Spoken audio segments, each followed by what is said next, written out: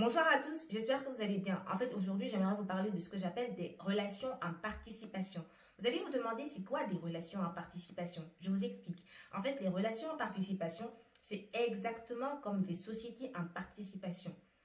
Mais vous ne savez certainement pas c'est quoi les sociétés en participation. Alors pas de panique, je vous explique. Les sociétés en participation, c'est exactement comme toutes les autres formes de sociétés, mais à la différence que celle-ci n'a pas la personnalité morale parce que ses membres ont décidé de ne pas accomplir la formalité de publicité. Cette formalité de publicité consiste à l'immatriculation en ce qu'on appelle le RCCM, Registre du commerce et du crédit immobilier. Donc quand vous créez des sociétés, c'est là-bas il faut aller enregistrer votre société et comme ça elle sera officielle.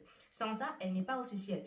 Mais la société en participation, malgré l'absence de cette formalité, reste valide. Elle reste une société quand même.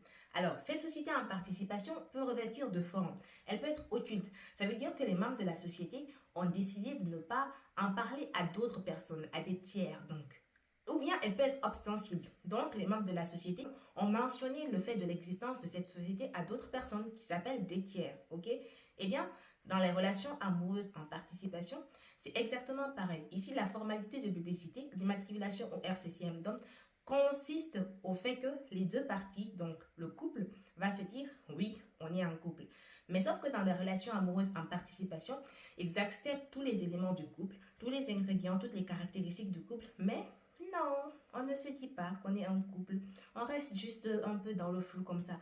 Eh bien, ces relations amoureuses en participation peuvent être également occultes, comme la société en participation. C'est-à-dire que vous pouvez être là, c'est seulement quand vous vous retrouvez, c'est entre vous que vous vous comportez en couple. Mais quand vous êtes dehors, non, non, non, non, non. Personne ne peut soupçonner que vous vous comportez comme un couple en fait. Ou bien, la relation amoureuse en participation peut être ostensible.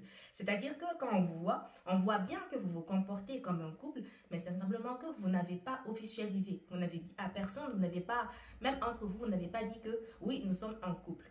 Vous voyez, c'est exactement ou plus ou moins la même chose que la société en participation. C'est justement ça le problème, parce que dans les sociétés en participation, le risque est très très élevé en termes de responsabilité. C'est-à-dire que vous avez des droits entre vous, etc. Les parties aussi ont des droits à votre égard et tout.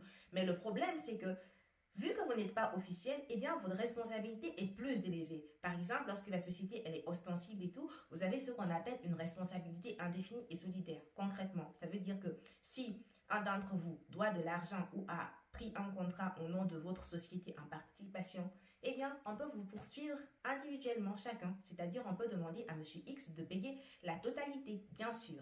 Donc, c'est très, très risqué. Ne vous inquiétez pas quand même, Monsieur X, après, pourra poursuivre les autres pour se faire rembourser ce qu'il a payé, mais ça reste quand même un gros danger. Eh bien, dans les relations en participation, le même type de danger est retrouvé. Sauf que là, en fait, vu que vous n'êtes pas officiel comme couple, en cas de problème entre vous, madame ou monsieur, ça va être très, très compliqué puisque vous n'êtes pas véritablement un couple. Donc, tu n'as pas certains droits, tu n'as pas certaines revendications à faire en fait.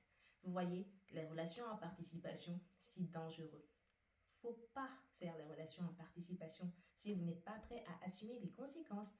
Mais on va essayer un peu d'atténuer tout ça. C'est vrai, c'est risqué, c'est dangereux, ce n'est pas très rassurant.